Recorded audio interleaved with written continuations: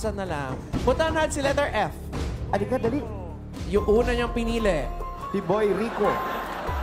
Kuya Rico, ano po yung religion niyo dati?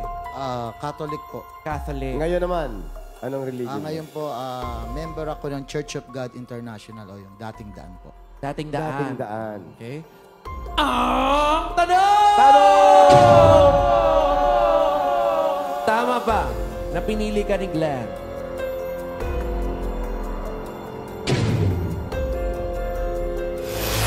Hala ka! Sorry, Glenn and Mikael. Minus 5,000 na naman. Meron na lang kayong 40,000 pieces. Kuya Rico, ano naman po nangyari? Bakit po kayo naging from Catholic tapos naging dating daan? Dating daan.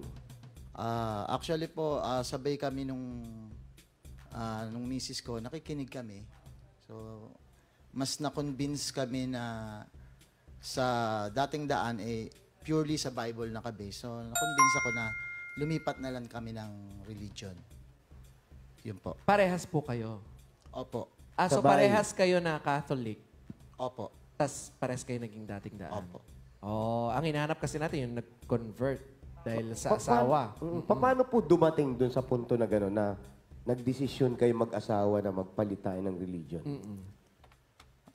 Ano yung nangyayari ng mga panahon na yun? Opo. Dumaan po kasi kami sa mabigat na problema. Ako po medyo naliligaw na ako ng landas ng mga time na yon. Hindi man lang kayo nagtanong sa polis kung paano pa-uwi sa inyo.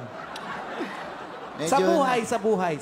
Opo, nalululong na sa mga masamang gawa, yung mga... Tapos na-try ko po makinig sa programa ng dating daan. Nakita ko naman na lahat nakabase sa Bible. Tapos, yun nga, yung mabigat na problema, nag-decide na ako. Sinamahan naman ako nung misis ko. Paano niyo po sinabi sa asawa niyo? Sabi ko, actually kasi matagal na ako nakikinig doon. Oh, sino pong naghikayat sa inyo na tumama sa dating daan? May programa po kasi yung dating, actually yung dating daan po, program siya sa TV. Tsaka sa Yung radyo, religion meron. po namin is Member Church of God. So programa po yung dating daan, hindi po siya yung religion namin. So doon po ako nakikinig sa dating daan. Tapos yun, parang unti-unti, nababago ko yung sarili ko dahil sa pakikinig ko. Alam ko yung mga mali na tinuturo ng mga ngaral namin. So nag-decide ako, sinabi ko sa asawa ko, sabi ko, gusto kong magpa-convert na, gusto kong umalis na sa Catholic, sasama na ako sa Church of God.